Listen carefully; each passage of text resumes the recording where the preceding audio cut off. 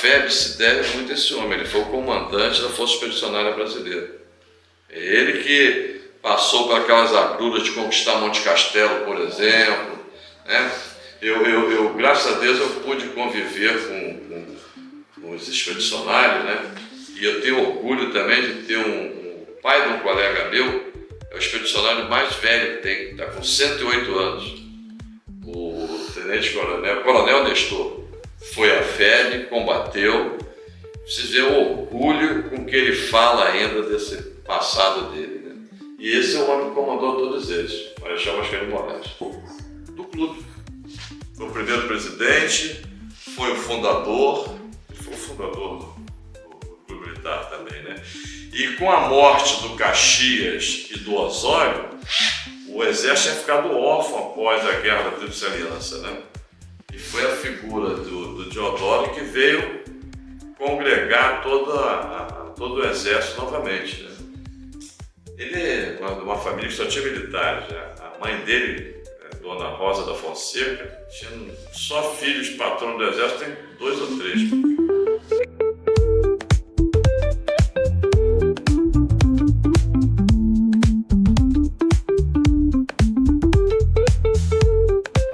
O Jornal DR1 caminha alguns passos da sua sede na Rua Araújo, Porto Alegre, vem até a Rua Santa Luzia e visita hoje o Clube Militar, recebido pelo Coronel Ivan Cosme, diretor de comunicação social do Clube Militar, a Casa da República. Eu sou Arthur Almeida e de antemão já te peço que siga as nossas redes sociais, acesse o nosso canal do YouTube, ative o sininho, se inscreva e fique por dentro de todos os assuntos do Jornal DR1. Coronel Ivan Cosme, obrigado por receber o Jornal DR1, podemos dizer, aqui na sua casa, nesse espaço tão bonito que a gente, antes aqui nos bastidores, fez um pequeno tour, vimos belas imagens, belas obras de arte. Obrigado por nos receber e bem-vindo ao Jornal DR1. Olha, para mim e para o Clube Militar é um prazer. Estamos sempre disponíveis para eventos como esse. Eu, então, de comunicação social, quero mais colocar a imagem positiva do clube para que todos conheçam. Para a gente começar, Coronel, o que o senhor pode nos falar sobre o que é, para quem não conhece, o que é o Clube Militar, e tem essa belíssima frase junto com ele, a Casa da República. O Clube Militar, na verdade, é uma sociedade civil. As pessoas pensam que nós temos um vínculo com uma das forças que seja, não temos. Embora, para ser um sócio efetivo, deva ser um oficial de uma das 3 forças. Mas nós não temos um vínculo mais do que um vínculo afetivo com o Exército, com a Marinha e com a Aeronáutica. Todas as 3 forças, os oficiais podem ser sócios daqui. O clube, ele começou, diferente da maioria das instituições similares, não como um clube social. Ele começou com viés político. O primeiro grande evento do Clube Militar foi em 1867, quando nós, na época, a presidência do Marechal Deodoro da Fonseca, que era o nosso presidente aqui, e depois veio ser presidente da República. Na época ainda era o Império, né? E ele pediu, por vontade dos oficiais, que o clube e os militares não fossem mais empregados como capitão do mato. O que era o capitão do mato? O capitão do mato era aquele militar que era empregado para caçar escravos fugitivos. Então, a primeira grande participação do clube foi na abolição da escravatura, que foi um evento político, E daí, até nós caminharmos para a proclamação da República, foi rápido. Foram 2 anos no tempo, mas, na verdade, isso correu muito, porque foi uma época muito tumultuada na história do Brasil.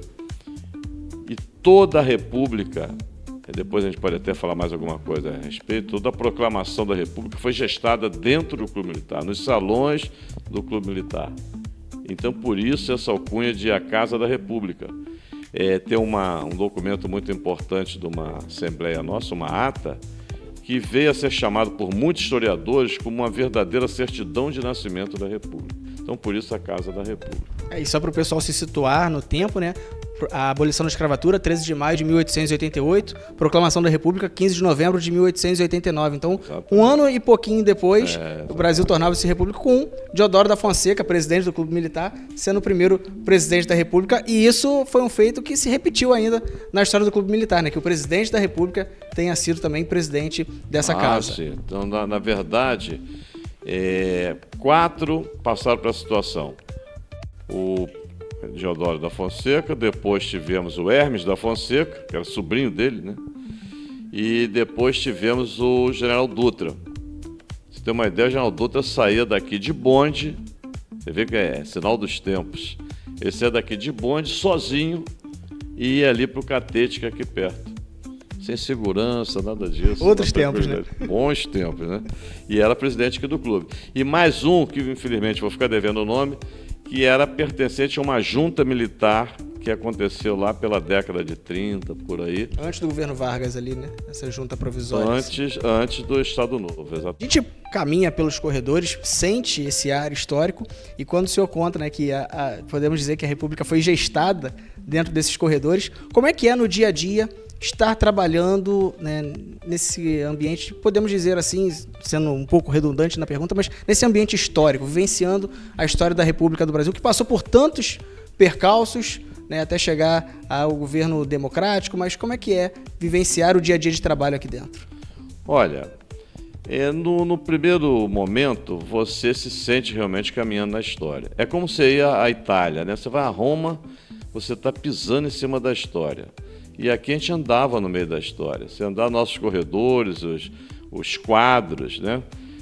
Nessa sala mesmo tem um quadro que o Ministério das Relações Exteriores vive querendo pegar, que é do Barão do Rio Branco, porque é o maior quadro que nós temos dele. E está aqui dentro. Então tem muitas obras aqui. Você está sentado embaixo do quadro de um ex-presidente da República. Eu estou na frente do General Setembrino. Então é muita história aqui dentro, né? E a gente sabe que nesses salões, aqui você vai encontrar mesas, onde se reuniam só generais para traçar o destino do Brasil. O Getúlio Vargas, você tem uma ideia, não estou botando uma ordem na coisa, né? Mas o Getúlio Vargas, ele, na véspera do seu suicídio, ele esteve aqui fazendo tratamento de canal. Agora, por que isso daí? Eu lembro, ainda encontrei aqui, quando eu cheguei aqui como diretor a primeira vez, um funcionário, seu Jarbas, ele falou para mim: Coronel, o senhor acha que alguém que está pensando em se suicidar vai tratar canal? Olha, vocês novos não sabem, tratar canal antigamente era brabo, cara. Hoje em dia dá trabalho, antigamente... Doía muito, né? E o Getúlio tratava os dentes aqui. O alfaiate dele era aqui. Mas sabe por quê? O Getúlio era um político de altíssimo nível, porque ele sabia que as coisas eram discutidas aqui dentro. Então isso daí fazia com que ele viesse para cá. O Dutra vinha aqui pelo mesmo motivo. Então isso aqui não é à toa que é a Casa da República. A campanha O Petróleo é Nosso foi feita aqui dentro. A alfabetização foi feita aqui dentro, entendeu? O pessoal não sabe o lado histórico que o Clube Militar tem. Se pensa muito numa política barata. Não é essa a ideia. O clube ele sempre focou em tratar dos grandes projetos nacionais, sem ter o viés de política partidária. Entendeu? Hoje em dia nós temos 3 sedes. Mas a época que nós estamos falando mais aqui, a sede Lagoa está fazendo agora 63 anos, se não me engano. Antes só tinha a sede aqui, não era sede, só tinha o sede central aqui, né? Depois veio a sede Lagoa e temos ainda uma sede, é bom salientar, praiana, vamos dizer assim, mas na verdade é a sede Cabo Frio. Mas essas 3 sedes tem todo um clima diferente. Você vai à sede Lagoa, a sede Lagoa é o nosso viés social, cultural, né? Aqui é mais administrativo e cultural. E a sede de Cabo Frio tem cabanas, tem área de camping, motorhome, essas coisas todas.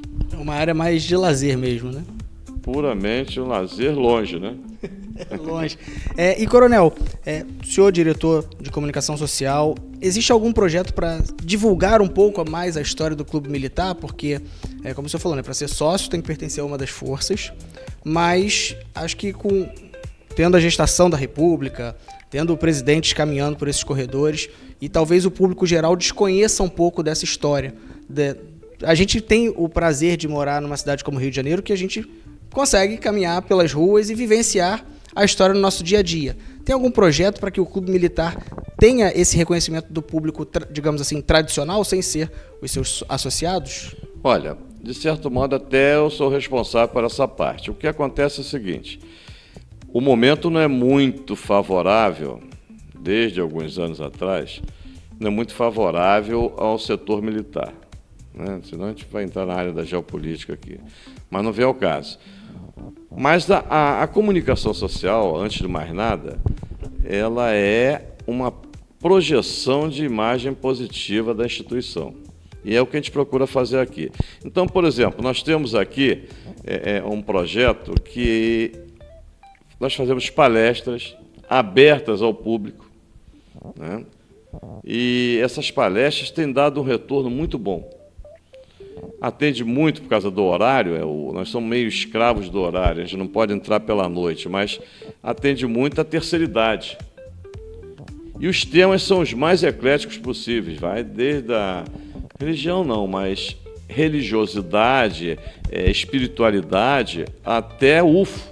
Se fala de ufologia aqui, se fala de bem-estar, se fala de saúde.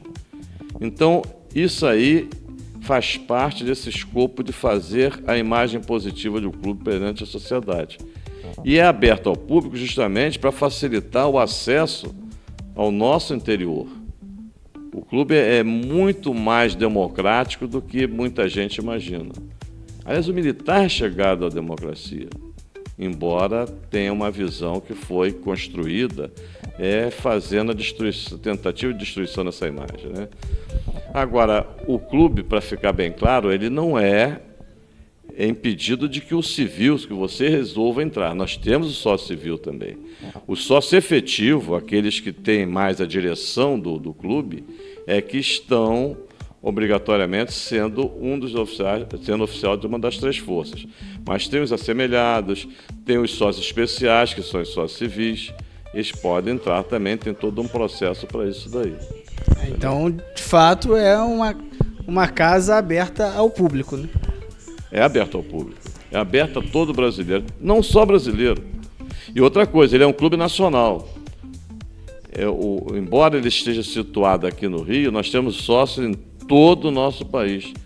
Nós temos cerca de 30 e poucos mil sócios espalhados pelo Brasil todo. Obviamente, a maioria está aqui porque o viés social atrai mais. Então, quem pode desfrutar da nossa sede Lagoa, que eu não vou falar que é muito boa, porque seria meio cabotino da minha parte, né? Mas ela é maravilhosa sempre para você se sentir bem. Ela é condicionada, a gente fala toda vez no informativo, que a nossa missão é fazer o sócio se sentir bem. E lá é muito lazer e muito agradável. Bacana. Agora, Coronel, eu queria entrar um pouquinho no lado do Coronel Ivan Cosme, que nos recebe aqui hoje. Como é que foi o início, né? O que o motivou a entrar no Exército?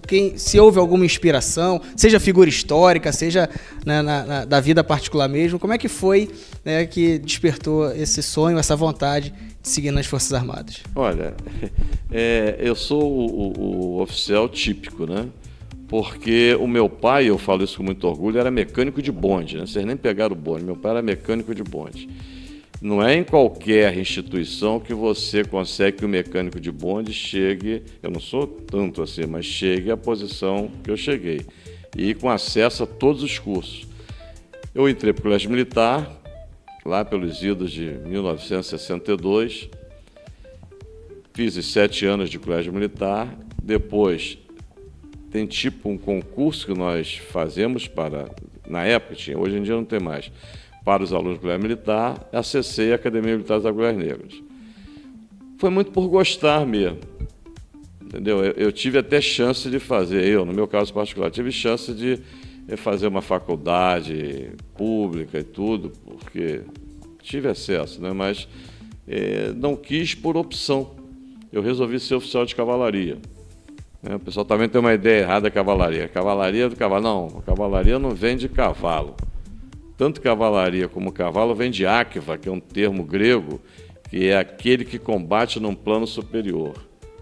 Então, na verdade, cavalaria não vem de cavalo. Então, toda vez que o militar combatia num plano superior ao chão, que era dos piscilitos, dos infantes, era um cara de cavalaria. Cavalaria númida, né? Lá do Aníbal. Era com elefante, mas porque ele combatia num plano superior. Então, isso tudo, essa coisa toda, dá uma paixão na gente, né? E depois eu comandei, quando já chegando para o final da carreira, eu comandei um regimento de carro de combate. O carro de combate também é de cavalaria, né? Em alguns países, o helicóptero é da cavalaria, né? Aqui não, aqui é de todas as armas, né? Mas isso aí é mais parte de política militar, né? Então, sou um cara comum, fiz todos os cursos, não fui mal em nenhum deles e cheguei onde cheguei. Me orgulho muito disso.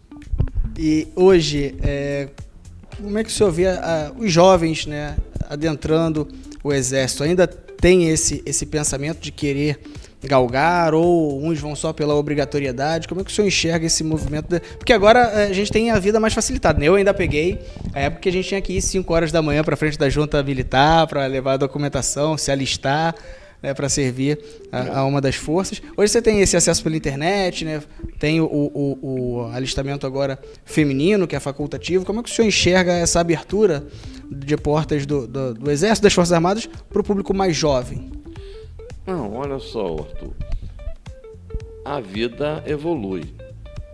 Não sempre como a gente quer, mas ela evolui. E quem para, na verdade, está andando para trás, né? Então, as instituições, elas têm que acompanhar o progresso. E o progresso é isso que a gente vê. Hoje em dia, os acessos mais fáceis, nós vivemos a época do conhecimento, né? Em que as coisas são facilitadas, mas, ao mesmo tempo, cria muitas dificuldades paralelas, né? Como eu costumo dizer, até falo muito nas palestras, né? Quem disse que a vida é justa? A vida não é justa, a vida é a vida. Então, o que está acontecendo hoje com o jovem, eu acho que a vontade é a mesma. Embora, para acessar ao generalato, vamos botar assim, porque na verdade dizem que a carreira acaba em coronel. O generalato, por escolha, depois, né? Entram outros fatores e tal, a mais na escolha e tudo. Mas para acessar o generalato, você não começa mais como era antigamente, pegar um Osório que combateu lá quase que desde soldado para chegar a marechal de campo. Hoje em dia é muito difícil você começar de soldado e chegar a coronel, até dentro desse escopo também que eu falei, das possibilidades que a vida moderna apresenta, né?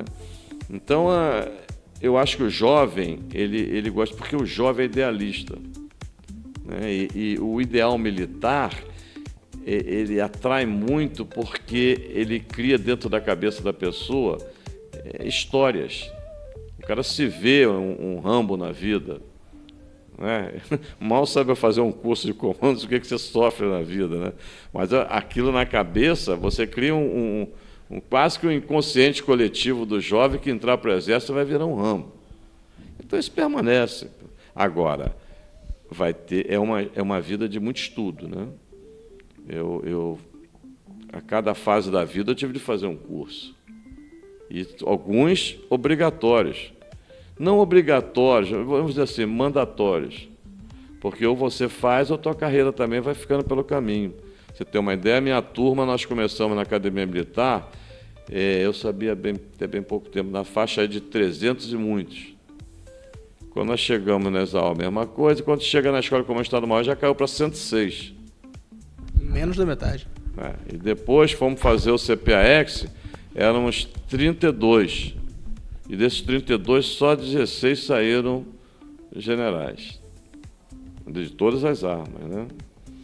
Então, é uma triagem permanente. Não é tão fácil quanto dizem, quanto querem. É mais fácil sonhar com o que vai acontecer. E o senhor havia falado, né, a gente conversando aqui, que de uns tempos para cá a divulgação do nome militar tem tido certo, digamos assim, certas ressalvas da população em geral. O que o senhor atribui isso? É mais fantasioso? É mais pelo que o Brasil vivenciou na história? Mas como o senhor falou, o militar tem esse ideal da república, né, da democracia, do respeito à ordem, muito da hierarquia, né? Olha, uma coisa é o que você é, outra coisa é o que falam de você, né? Então, na verdade, o que eu noto é que houve condicionantes, principalmente políticas, ou até mesmo, se quiser, políticas ideológicas, que se fez uma propaganda meio que de desconstrução da imagem das Forças Armadas. Mas isso aí não tem jeito, né? Isso é fator tempo, é fator história, é fator político. Mas eu acho que, até porque exército, país nenhum do mundo vive sem um exército, sem uma marinha, sem uma aeronáutica, nós sempre vamos ter o nosso lugar. Entendeu? Pode mudar o nome, fazer o que quiser, mas as Forças Armadas têm a sua conotação muito alta, porque você é parte construtora e necessária de um país, né? Eu não quero me aprofundar nesse ramo, não, mas a coisa passa mais ou menos por aí. Então, as Forças Armadas continuam fiel aos seus ideais, que é de servir a pátria realmente. Não são coisas momentâneas, porque a pessoa não pode construir um monte de coisa ao longo da vida e, de repente, num evento, você dizer que aquele cara não presta. Né? Só tentando fazer uma analogia. Então, é isso daí, pô. Eu acho que acontecem as coisas porque tem que acontecer. E assim como as pessoas tentam a desconstrução, do outro lado, o nosso trabalho de sempre vai mostrar que não afetou em nada. E é importante a gente ressaltar, né, que as Forças Armadas estão dentro da Constituição Federal, existem para defender a soberania do país, né, porque, como o senhor bem falou, nenhum país sobrevive sem ter um exército, e até o pessoal gosta muito de, eu particularmente vi durante alguns estudos, né, em discussões, falando, não, porque a Suíça é neutra, mas até a Suíça possui um exército, que é para a sua defesa. Não tinha e acabou tendo que ter. Costa Rica também. Né, Uruguai também. Então isso não tem jeito. Isso aí mas aí a gente vai entrar de novo na geopolítica. Né? Vamos falar do clube militar. É que é um pouco tudo costurado, né? Essa situação. Isso aí eu costumo dizer que dá assunto para 2 barris de chope, né? Porque se você fizer certas colocações que hoje se faz até por propaganda, mas não se dá a oportunidade de a pessoa se defender ou de dizer por que não é, senão seria uma discussão permanente. Mas as Forças Armadas não têm por hábito discutir o seu papel. Elas cumprem o seu papel. Sabem qual é. E vai em frente. E a gente volta para o nosso cenário. 138 anos. São 138 anos. É um tanto de história aí, né? Como a gente falou, presidentes da República já passaram como presidente da casa. Eu vou te dar uma razão para isso daí. Se você estudar, eu gosto muito de história. Se você estudar a história do Brasil, você vai ver que principalmente, também no Império, mas principalmente depois da proclamação da República, a história do Brasil se construiu junto com a história militar do Brasil.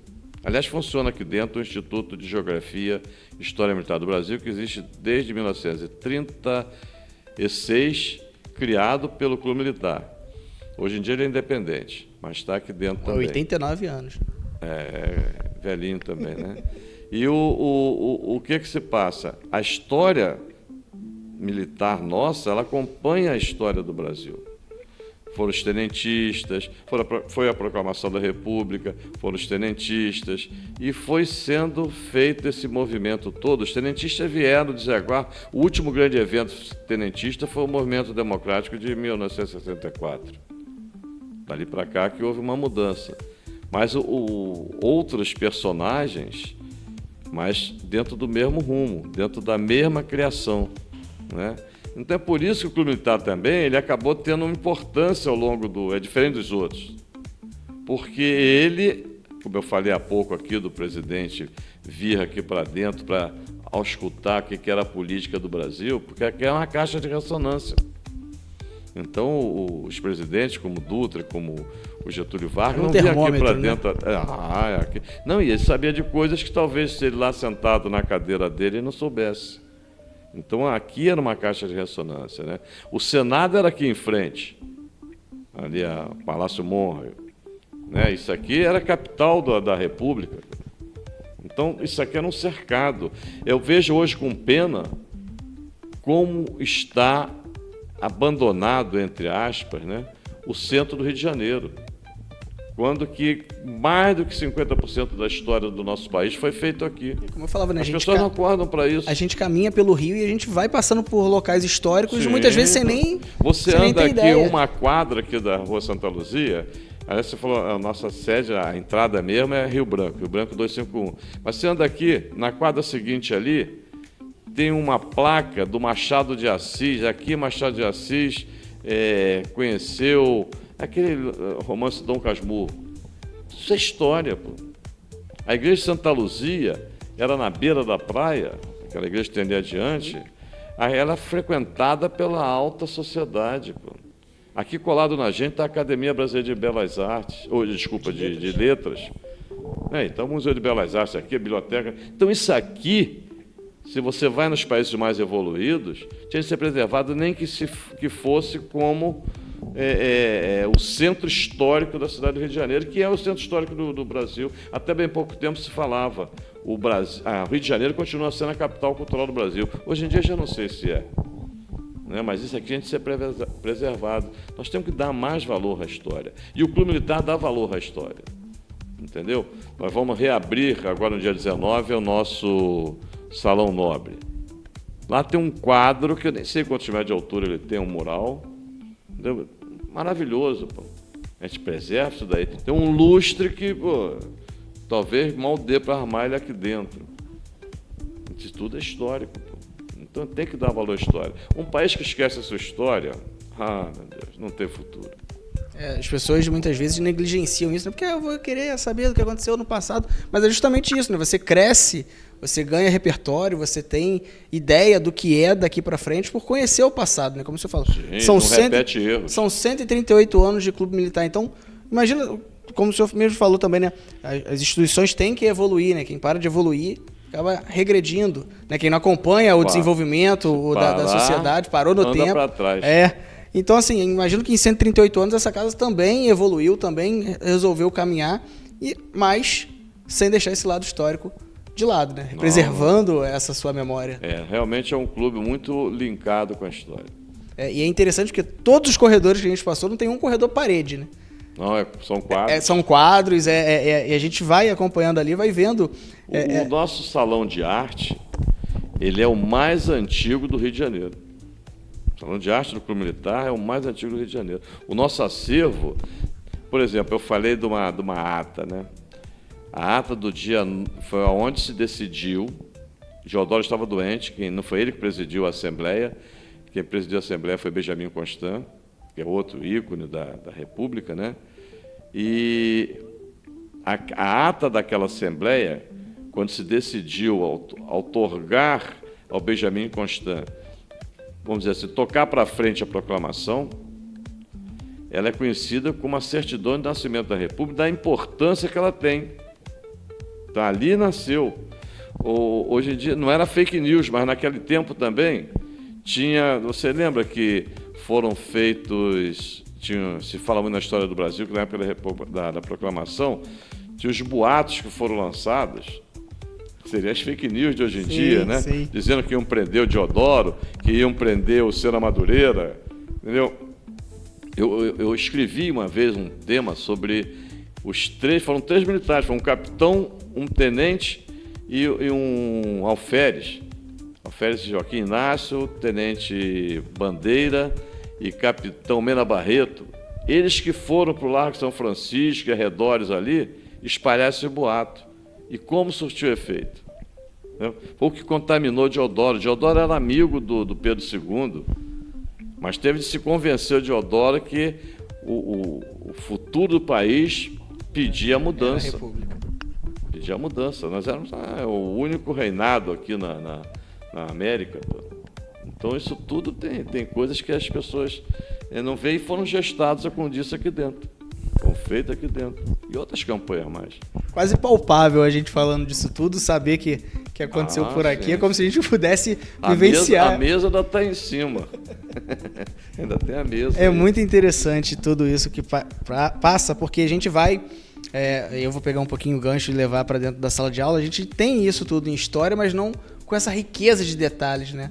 Acho que esse tipo de estudo voltado para fim da adolescência, início do ensino médio, acho que uma campanha para que os livros didáticos se aprofundassem mais na história brasileira seria também um modo de trazer de volta essa consciência histórica. Bom, né? Arthur, aí vai entrar um outro problema também que eu não vou aprofundar, mas há sempre uma tentativa de se reescrever a história conforme as suas necessidades.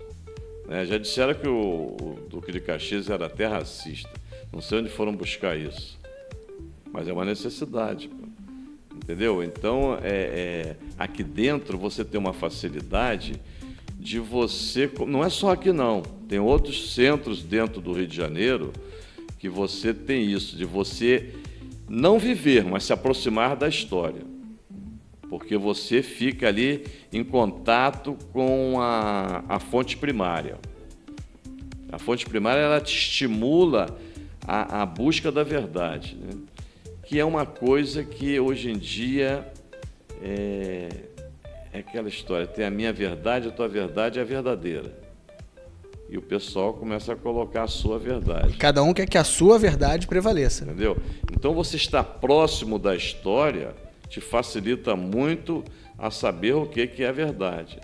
Tem aqui documentos que eu, pelo menos que sou alérgico, eu vou folhear e eu começo a ficar coçando o nariz. Mas é que a cabeça viaja. Você fala, olha, foi assim. Aqui tinha os pactos de sangue, aqui tem os pactos de sangue que os oficiais de variados quartéis, na época da proclamação da República, assinaram se comprometendo com a causa republicana. Olha, são centenas de nomes. Ninguém assinou com sangue, mas o nome era Pacto de Sangue, porque ele daria o sangue dele pelaquela causa. Entendeu? Então, esse contato, para mim, é muito salutar. E a gente segue aqui no Clube Militar, no centro do Rio de Janeiro, o Coronel Ivan Cosme, diretor de comunicação social, que nos recebe aqui com muita simpatia. Coronel, a gente falava da história e eu queria saber do senhor, que tem acesso a esses documentos, como você falou, a fonte primária da história, qual o episódio ocorrido aqui no Clube Militar que tenha mais chamado a atenção do senhor, que o senhor tenha assim, esse registro, que tenha visto e chamou a atenção, o senhor realmente leva assim, com um certo brilho nos olhos quando fala desse determinado evento? Olha, eu acho que os dois, vou citar dois, que tiveram mais importância para a vida do país, como que eu disse aqui, o clube ele tem um compromisso com os grandes assuntos nacionais, né? Obviamente, foi a proclamação da República. Esse aí foi definitivo e gerou até essa alcunha de a Casa da República, né? Talvez seja de maior relevância porque mudou. Foi um ponto de inflexão na vida do país. E o outro, que eu também sei de ler daqui, ler dali, é a questão do Petróleo é Nosso.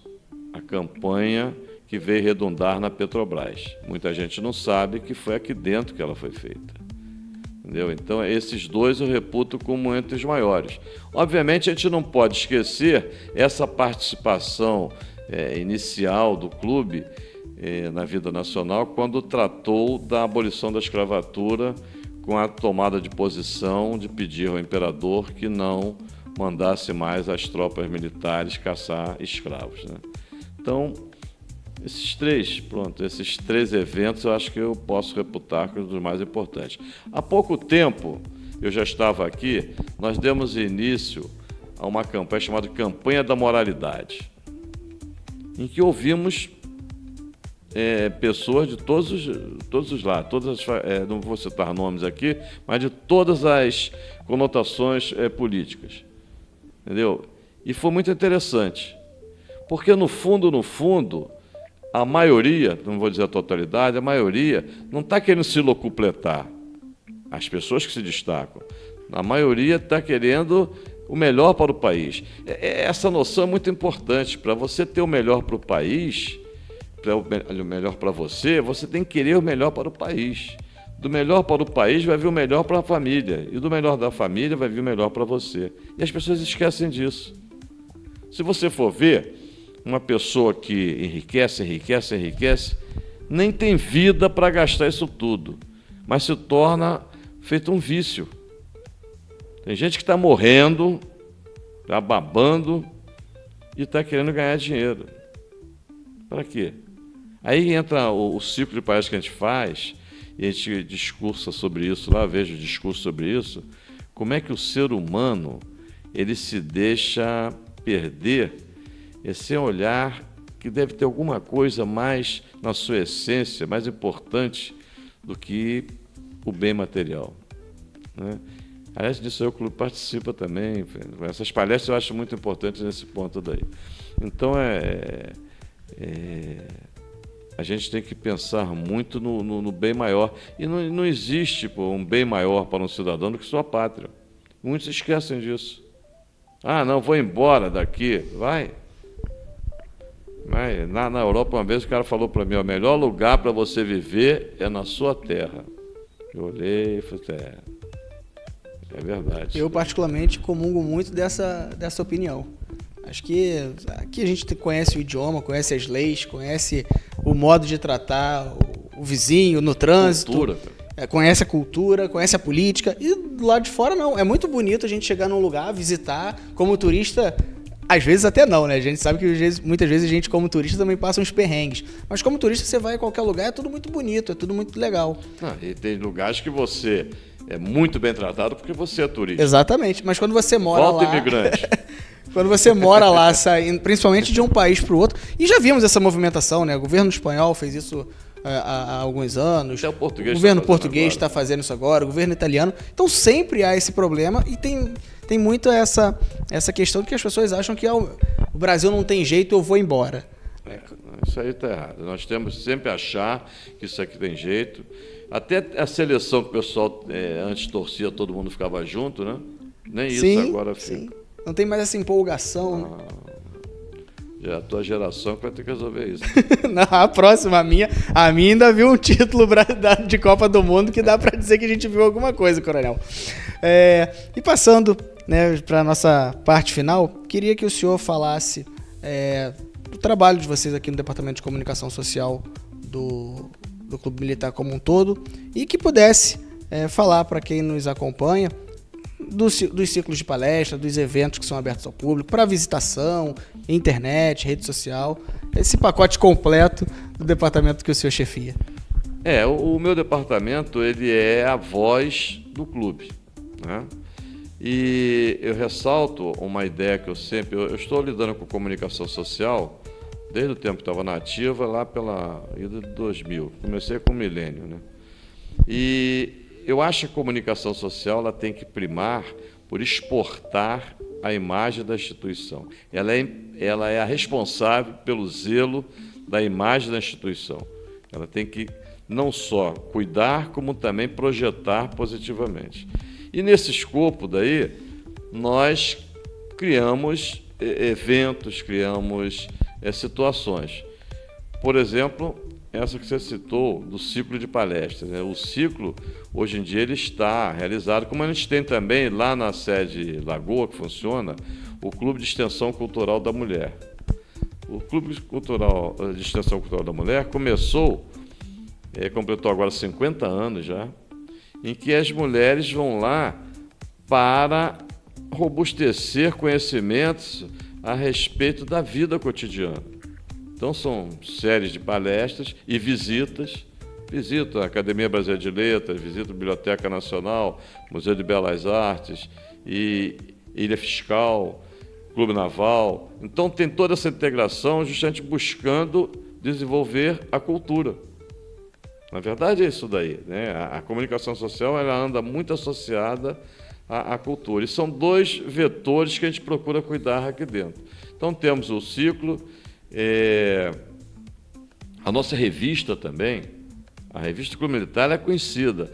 Hoje em dia ela é virtual, né? Então qualquer um pode acessar, não é cobrado nem nada. Vale a pena, porque a gente tem contato, às vezes, com matérias que a gente tem dificuldade de achar no meio comum. Então, a revista nossa também é interessante, essa parte também do salão de arte, a parte do nosso acervo.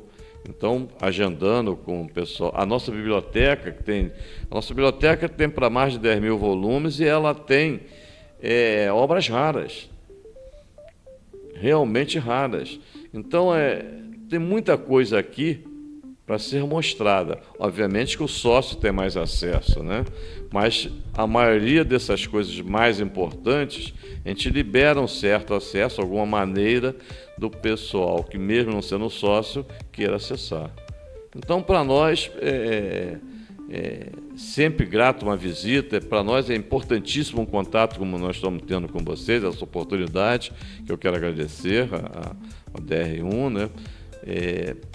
E nos colocar sempre à disposição, não só de vocês, como também dos seus ouvintes e leitores.